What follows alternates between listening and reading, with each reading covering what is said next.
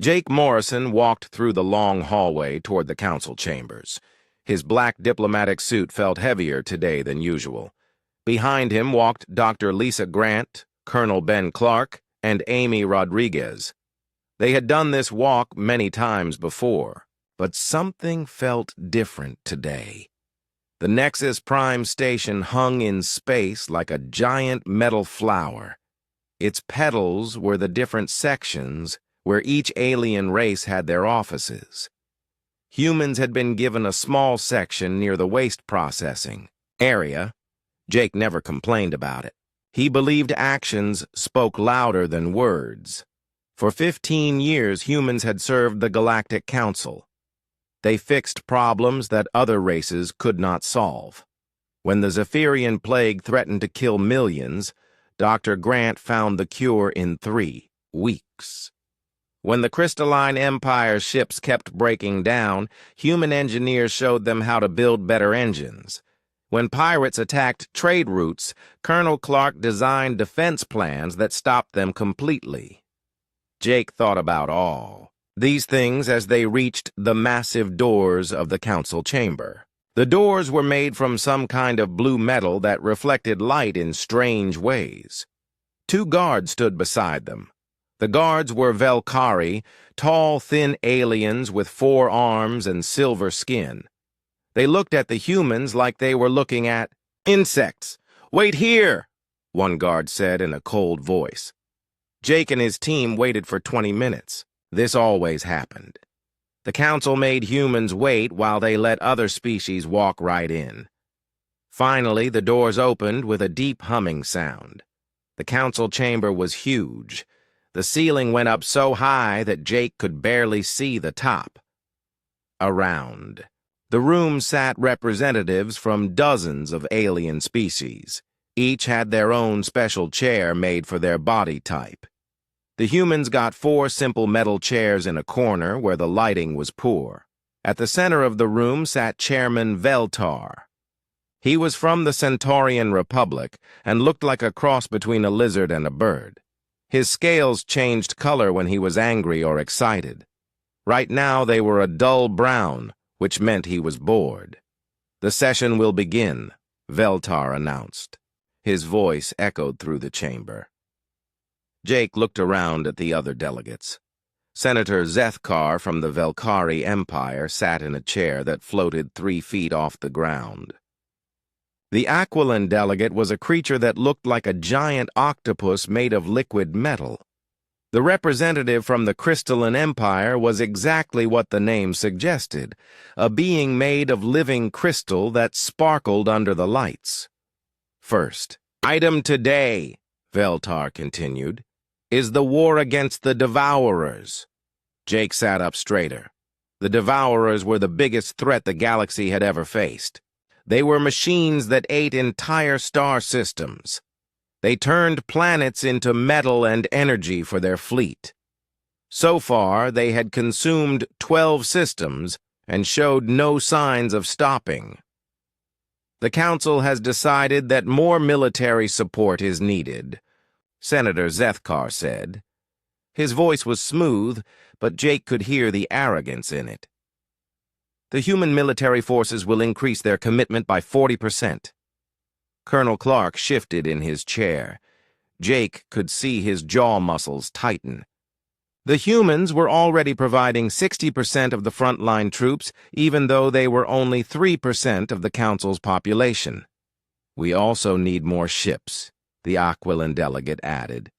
Its voice sounded like water flowing over rocks. "Human shipyards will double their production." "And we need more medical support," said another voice. This came from the Tau representative, a small, fuzzy creature that reminded Jake of a teddy bear. "Human doctors and their medicines are very effective against Devourer energy weapons." Dr. Grant leaned forward. "Excuse me," she said politely.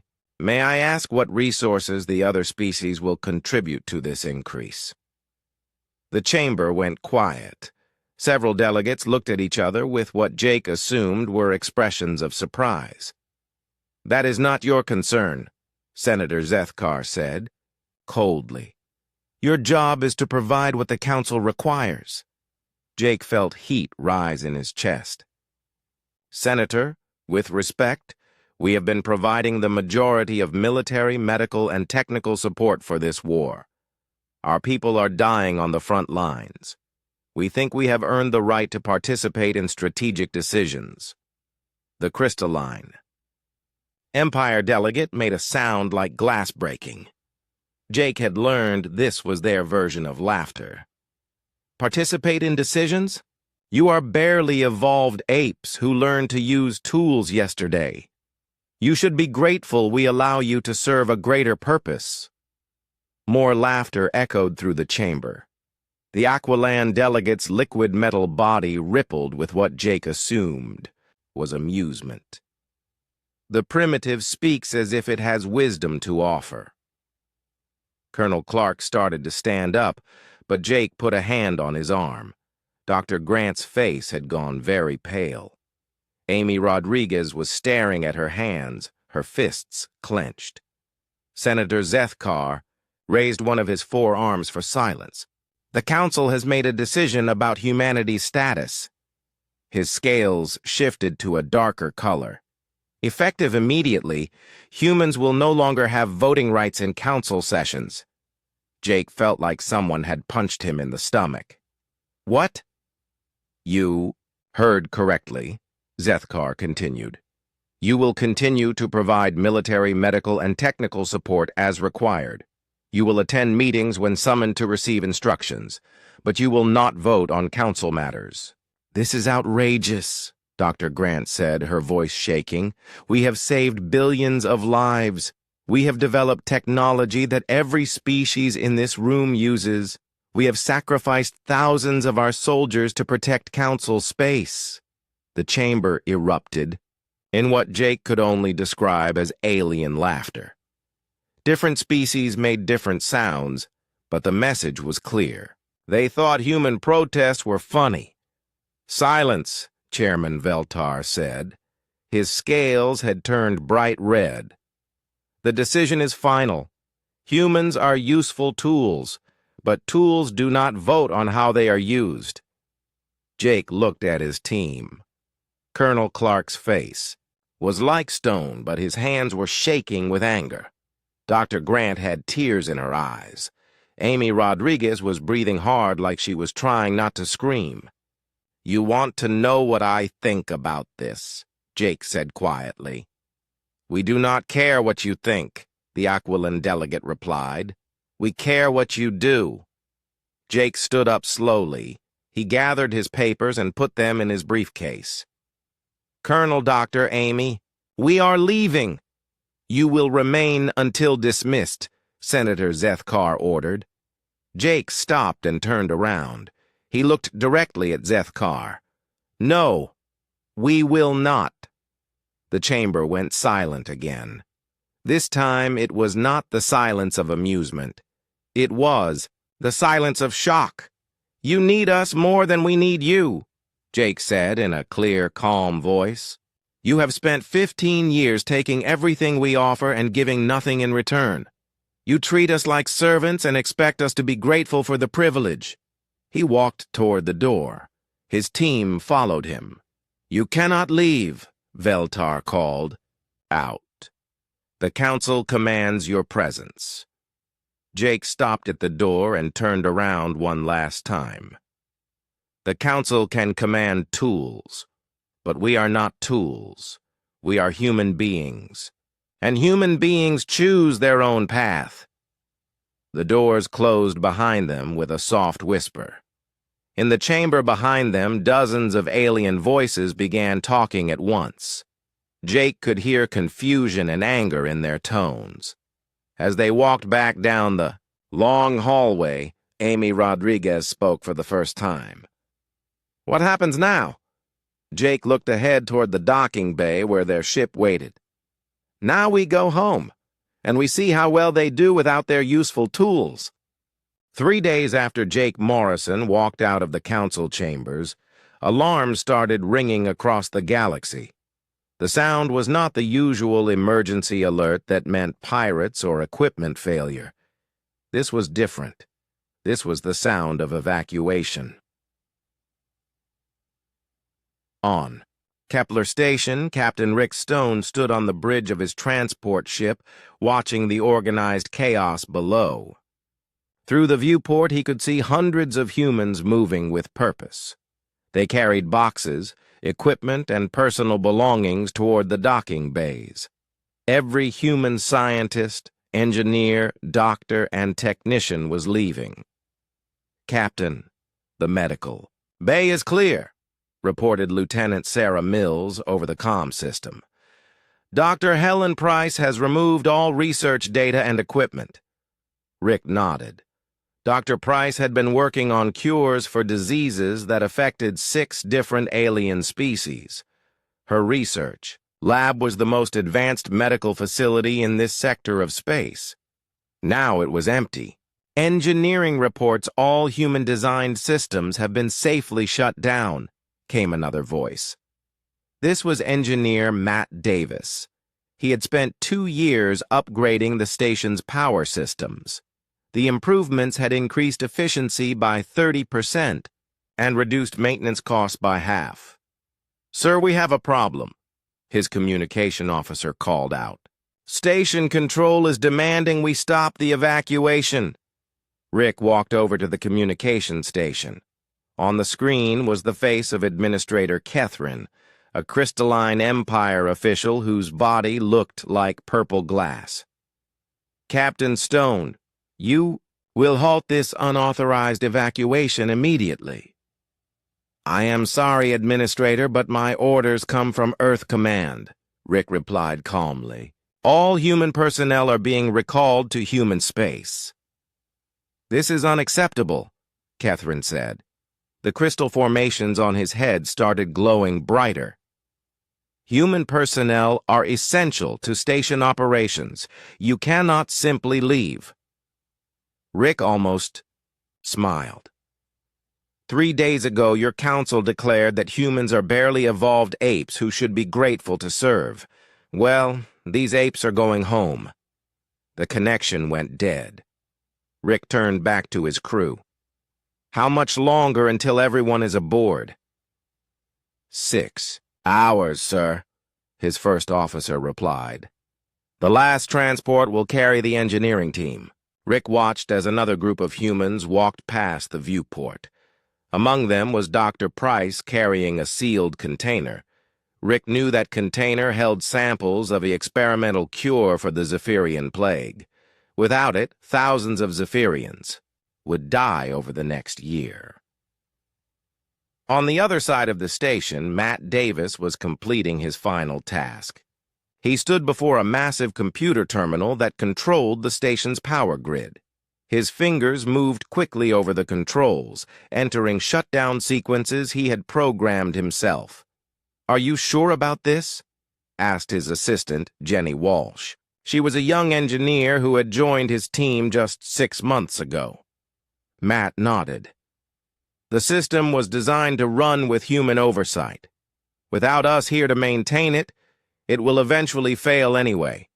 This way it fails safely instead of catastrophically." The power grid that humans had installed used a new type of energy distribution that was 40% more efficient than standard galactic technology. It also required constant monitoring and adjustment by people who understood its complex algorithms. Matt was the only person in this sector who truly understood how it worked. As the power systems went into standby mode, lights began dimming throughout the station. Emergency power kicked in, but it could only support basic life support and gravity. The advanced manufacturing facilities that depended on the human-designed power grid went dark. Meanwhile, across council space, similar scenes were playing out. On New Canberra, a mining colony in the Outer Rim, humans were shutting down the extraction facilities they had designed. The alien miners watched in confusion as productivity dropped by 60% overnight.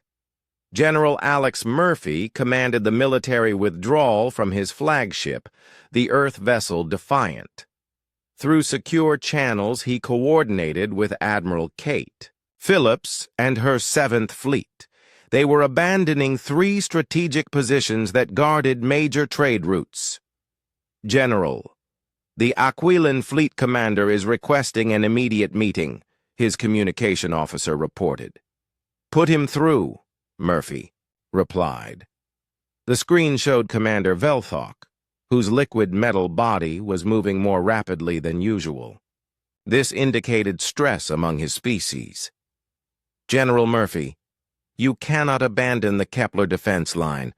The Devourers could break through at any moment. Murphy looked at the tactical display. The defense line had been his idea. Human ships used hit-and-run tactics while alien vessels provided heavy firepower. It had worked perfectly for 8 months. Commander, your council made it clear that humans are just tools. Tools can be recalled by their owners. This is not the time for politics, Velthok said desperately. Lives are at stake. Human lives have been at stake for 15 years, Murphy replied. We lost 60,000 soldiers protecting council space. Your people called us primitive apes. Now you can defend your space with your superior alien intelligence. General Murphy cut the connection and turned to his staff. Signal, all human vessels, we are going home. As the 7th Fleet began its withdrawal, automated defense platforms took over their positions. These platforms were powerful, but they lacked the tactical flexibility that human commanders provided. They could not adapt to new Devourer strategies. They could not coordinate complex defensive maneuvers. They simply followed their programming. On Earth, President Susan Taylor sat in her office reading reports from across the galaxy. Every human colony, research station, and military outpost was beginning evacuation procedures. It was the largest coordinated withdrawal in human history. Her aide, Kevin Brooks, entered with another stack of reports. Madam President, we are receiving hundreds of communications from council worlds. They are demanding explanations. Taylor looked up from her reading. Have any of them offered apologies for their behavior? Kevin shook his head. No, ma'am. They seem to think this is some kind of negotiating tactic. Let them think that, Taylor said. How long until all our people are home? 2 weeks for civilian personnel, 1 week for military. The technical staff will take longer because they need to properly shut down systems they designed. Taylor nodded.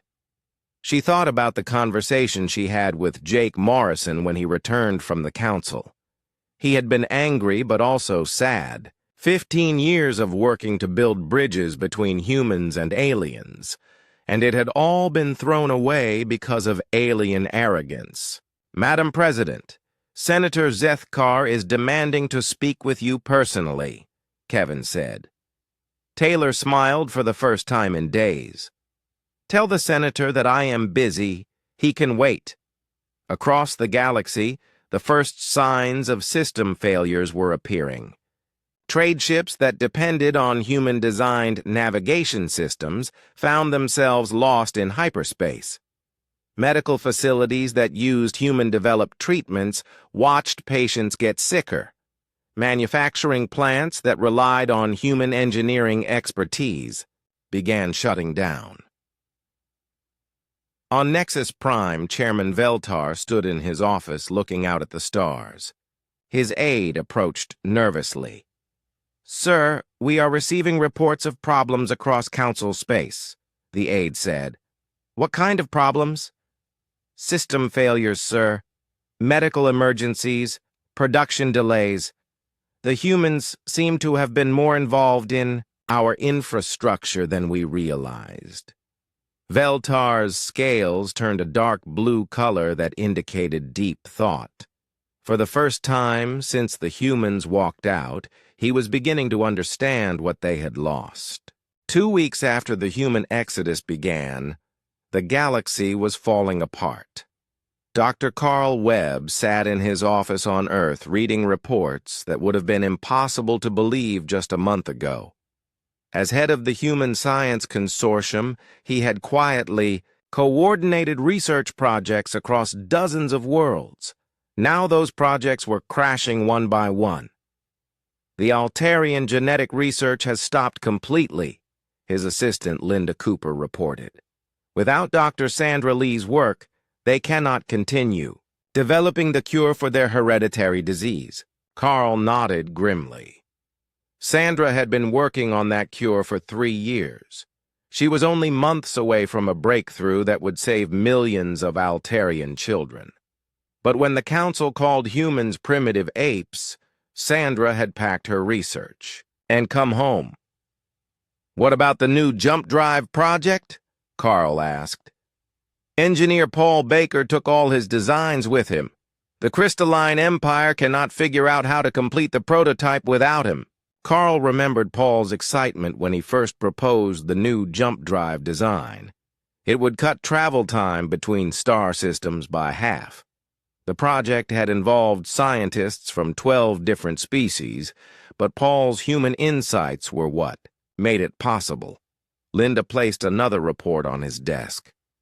"Sir, the financial markets are in complete chaos." Carl looked at the numbers and winced. When Amy Rodriguez withdrew her trading algorithms, the galactic economy had lost its most sophisticated prediction and management system.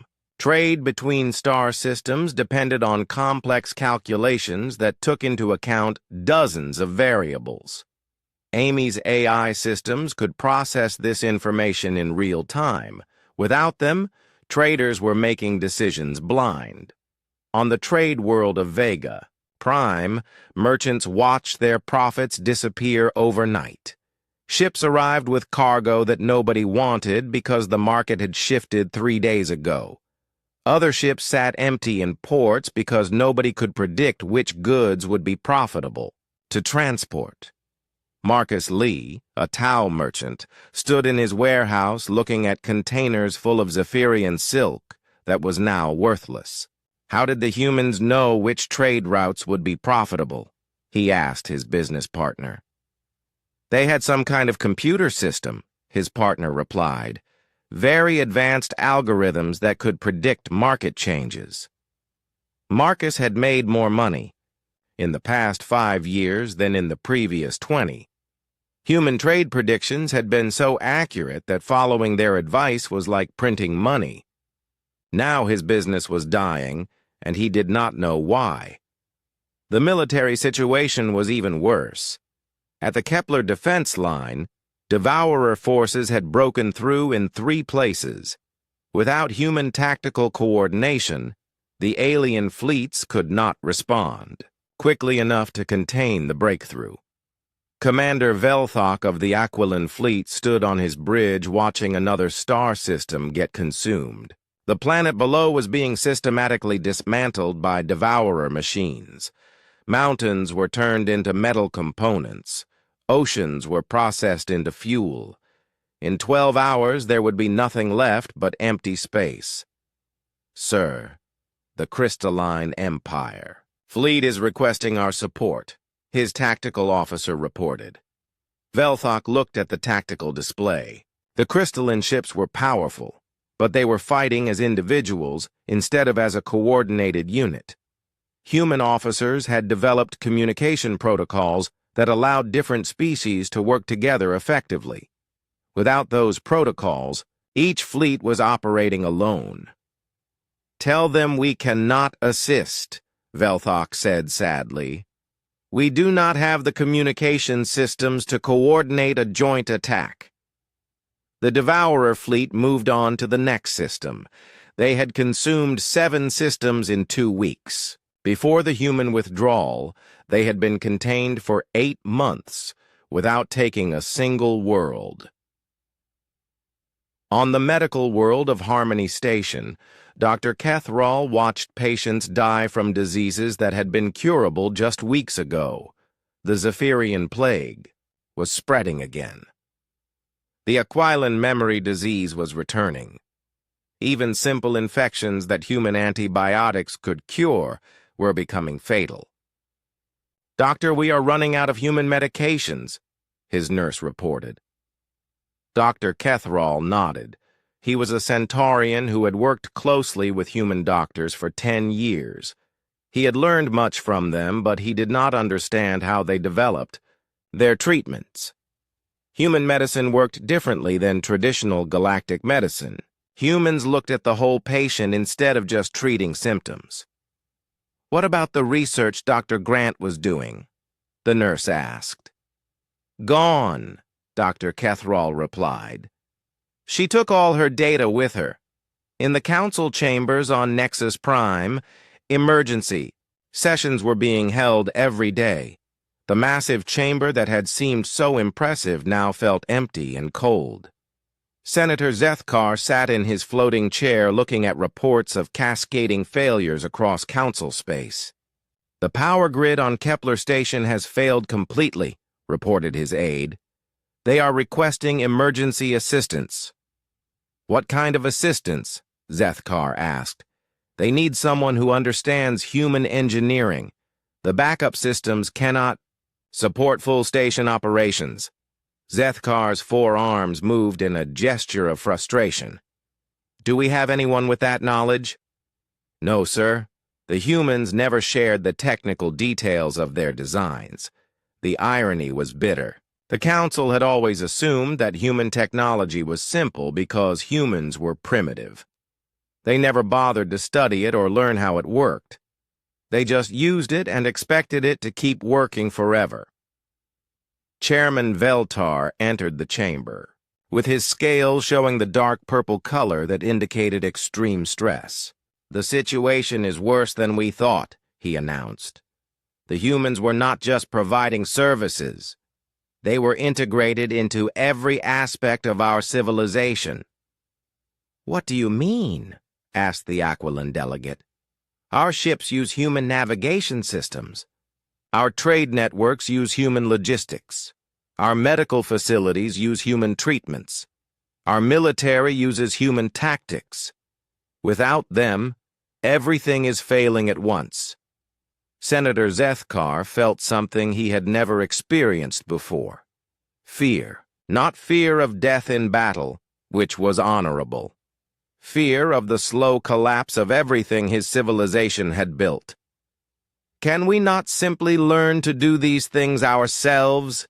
asked the Crystalline Empire representative. "That would take years," Veltar replied. "Maybe decades. The humans spent 15 years developing this knowledge. We cannot replace it overnight." "Then we must bring them back," the Aquilan delegate said. "They will not come," Veltar said quietly. "I have tried to contact Earth. They will not even accept our communications." The chamber fell silent. For the first time in their history, the council faced a problem they could not solve by giving orders. They had spent so many years treating humans as servants that they had forgotten humans were people who could choose to leave.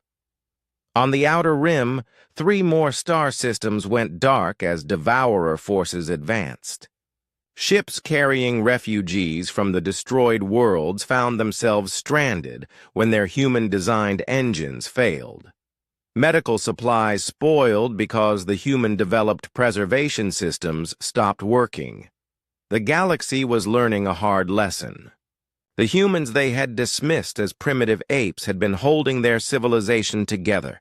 Without them, the Great Galactic Council was discovering that they were not as advanced as they had believed. 1 month after the humans left, Senator Zethkar stood before the mirror in his quarters, preparing for the most difficult mission of his life.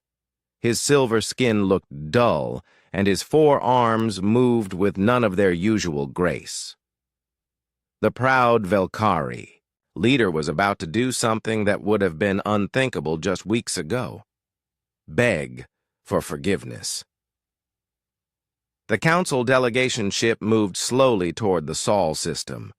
Aboard were representatives from every major species in the council. The aquiline delegate's liquid metal body moved nervously.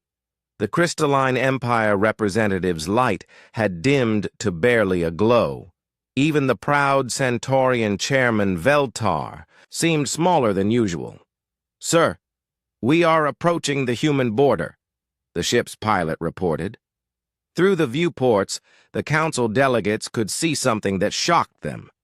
The Sol system was surrounded by defense platforms unlike anything they had seen before. Human ships patrolled in formations that seemed impossible. Their vessels moved with a coordination and speed that surpassed even aquiline technology. "Those ships," whispered the Tau representative. "They are using technology we have never seen." Zethkar stared at the human fleet. The ships were sleek and powerful, with weapon systems that his tactical scanners could not identify. "How long have they been developing this technology?" "Unknown, sir," his aide replied. "Our intelligence reports always assumed human military technology was inferior." 2 hours. A human voice came over the communication system. "Council vessel, state your business in human space." "This is Senator Zethkar of the Velkari Empire. We request permission to speak with President Taylor." There was a long pause. Then the voice replied, "You may proceed to Earth orbit. You will wait there for further instructions." The council ship was escorted by 6 human vessels to a position near Earth's moon. Then they waited and waited. Hours passed with no word from the human government. The delegates who had always kept humans waiting now experienced the frustration themselves. Finally, after 8 hours, permission came to land at the Geneva spaceport. The council delegation found themselves in a small meeting room instead of the grand chambers they were used to. President Susan Taylor entered with her advisors, including Jake Morrison, Dr. Lisa Grant, and General Alex Murphy. Taylor took her seat calmly and looked at the alien delegates. "You requested this meeting. What do you want?" Senator Zethkar had prepared a speech, but looking at the humans' faces, he realized that formal words would not be enough. "President Taylor, we have come to apologize for our behavior and request that humanity return to the council." "Apologize?" Taylor asked. "For what specifically?" "For our disrespectful treatment of your people," Veltar said quickly. "We did not fully appreciate humanity's contributions to galactic civilization." Jake Morrison leaned forward. "You called us barely evolved apes who should be grateful to serve you. Was that a mistake in translation?" The chamber fell silent. Dr. Grant spoke next. "You stripped us of voting rights while demanding we increase our military commitment. You wanted us to send more of our people to die for you while treating us like servants." "We were wrong," the Aquiline delegate said desperately. "We can see now that humans are essential to the functioning of galactic society." General Murphy's expression did not change. "Essential. A month ago you thought we were primitive tools. What changed your mind?" "Everything is falling apart," Zethkar admitted. "Without human knowledge and expertise, our civilization is collapsing. The Devourers have taken 12 systems. Our economy is in ruins. People are dying from diseases that human medicine could cure." Taylor nodded slowly. "So you need us now?" "Yes," Veltar said. "We need you desperately. Name your terms for returning to the council." "Our terms?" Taylor smiled, but there was no warmth in it. "First, full voting rights with veto power over council decisions. Second, formal recognition of human sovereignty over all human worlds. Third, reparations for the insult paid to every human family. Fourth, complete restructuring of council authority with humans having equal representation. The alien delegates looked at each other in shock. These terms would essentially give humans control over council policies. Those terms are excessive, the Crystalline Empire representative said. We cannot agree to give one species so much power.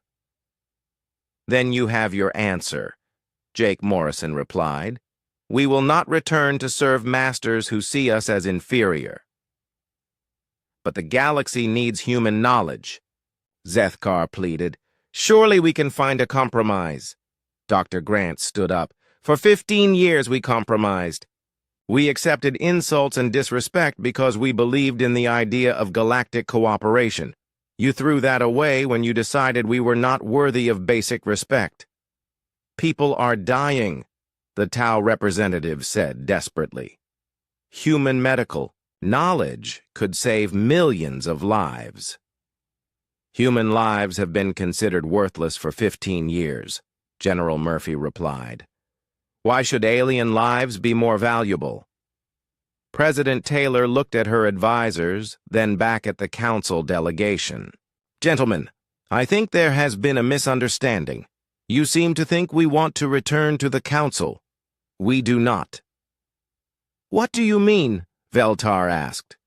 We have formed our own confederation, Taylor explained. The Draconian Miners Union has joined us. The Tau merchant fleet has applied for membership. Several other species that were marginalized by your council have requested to join our alliance. The council delegates stared in disbelief. You cannot create a separate government, Zethkar said. The council has authority over this region of space. The council has authority over species that choose to accept it, Jake Morrison replied. We choose not to. Taylor stood up. This meeting is over. You may return to your failing council and explain that humanity is no longer available for your use. Wait, Veltar called out as the humans moved toward the door. What about the Devourer threat? They will consume the entire galaxy if we cannot stop them. General Murphy paused at the door. The Devourer advance stopped at the border of our Confederation space. Our defense systems seem to be quite effective against them. How is that possible? The Aquiland delegate asked. Human innovation, Dr. Grant replied. The same primitive thinking you rejected. As the council delegation returned to their ship, they could see human construction ships building new orbital platforms around Earth. The humans were not just defending themselves, they were expanding their capabilities. Zethkar sat in his cabin as their ship left the Sol system. Through his viewport, he could see the human fleet maintaining perfect formation. Their ships moved with a precision that spoke of advanced technology and superior training. Sir, his aide said quietly, what will we tell the council? Zethkar thought about the pride and arrogance that had led them to this moment. We will tell them the truth. We have lost the most valuable members of galactic civilization through our own stupidity. The council ship headed back toward Nexus Prime, carrying news that would shake the foundation of the galactic order. The humans were not coming back. The galaxy would have to learn to survive without the people they had called primitive apes.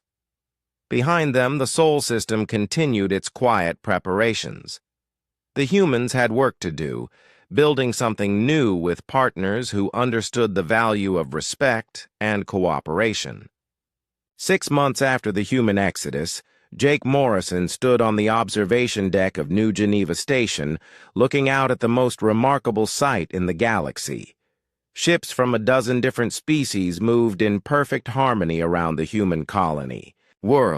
Draconian mining vessels worked alongside Tau merchant ships. Small exploration craft from the Epsilon Collective shared space with human research vessels. The application from the Healers Guild has been approved, Dr. Lisa Grant reported as she joined Jake at the viewport. She carried a tablet with dozens of new requests for Confederation membership. Their medical knowledge will complement our research perfectly. Jake nodded. The Healers Guild was a small species that the Council had always ignored.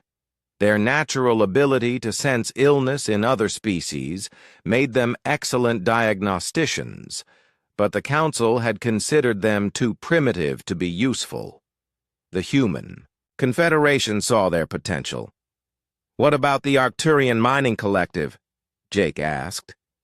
"General Murphy is reviewing their military capabilities," Lisa replied. "They have impressive defensive technology, but we need to ensure they share our values about cooperation and respect." The Human Confederation had grown rapidly, but not carelessly. Every new member species was carefully evaluated not just for what they could contribute, but for how well they would work with others. The Confederation was built on the principle that diversity made everyone stronger. On the bridge of the Confederation flagship, Admiral Kate Phillips reviewed the latest intelligence reports. The Devourer advance had stopped completely at the Confederation border. Human defensive strategies, combined with technologies from their new allies, had created an impenetrable barrier.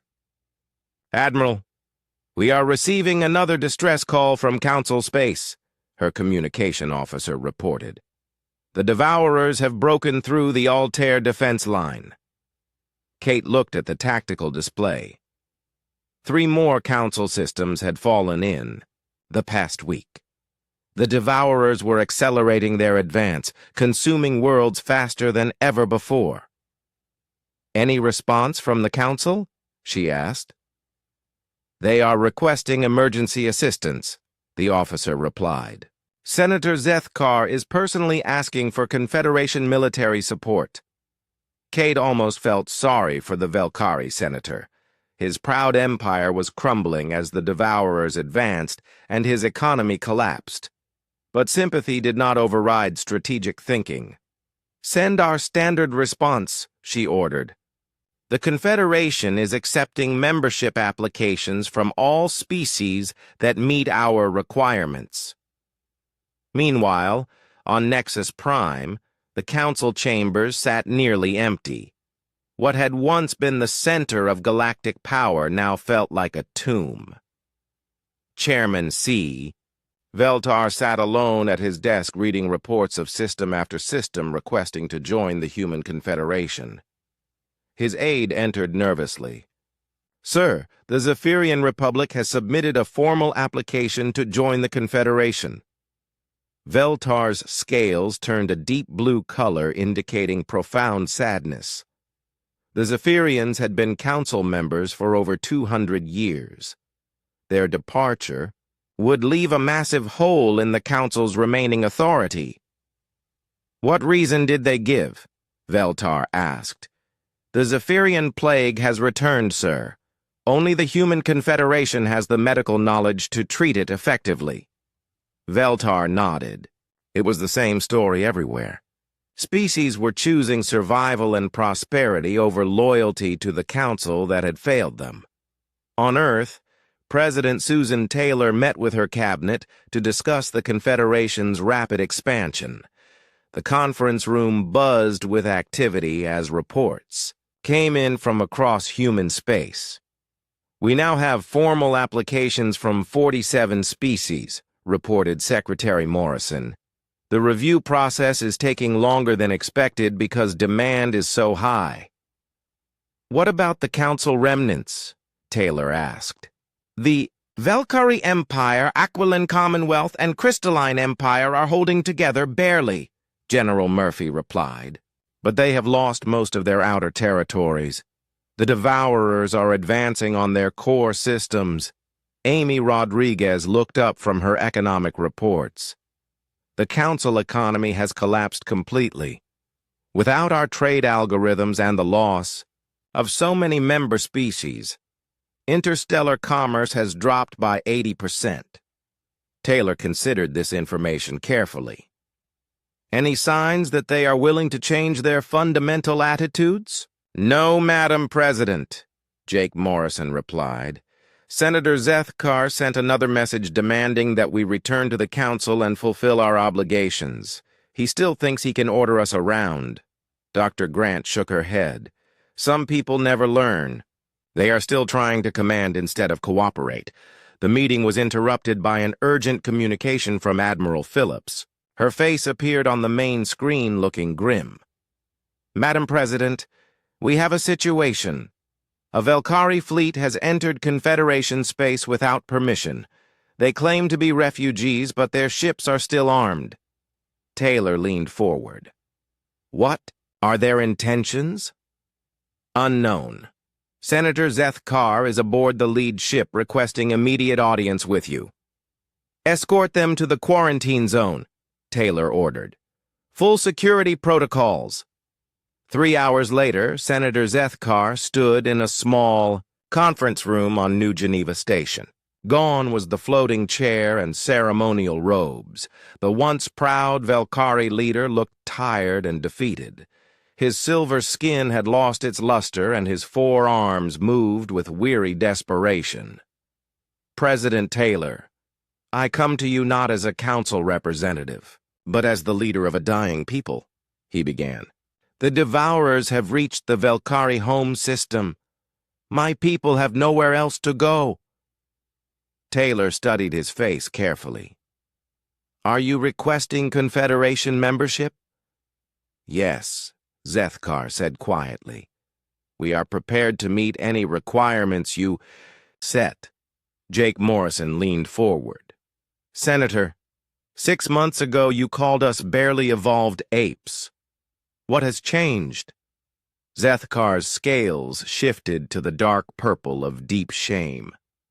Everything has changed. We were arrogant fools who destroyed the greatest alliance in galactic history because we could not see past our own prejudice. The Confederation requires all members to treat each other with respect and equality, Dr. Grant said. Can your people accept human leadership in some areas? My people are facing extinction, Zethkar replied. We will accept any terms that allow us to survive. General Murphy consulted his tablet. The Velkari military has advanced technology that could strengthen our defenses, but they must fully integrate with Confederation command structure. Taylor looked at her advisors. Each nodded slightly. The Confederation had always been about giving second chances to those who proved they could change.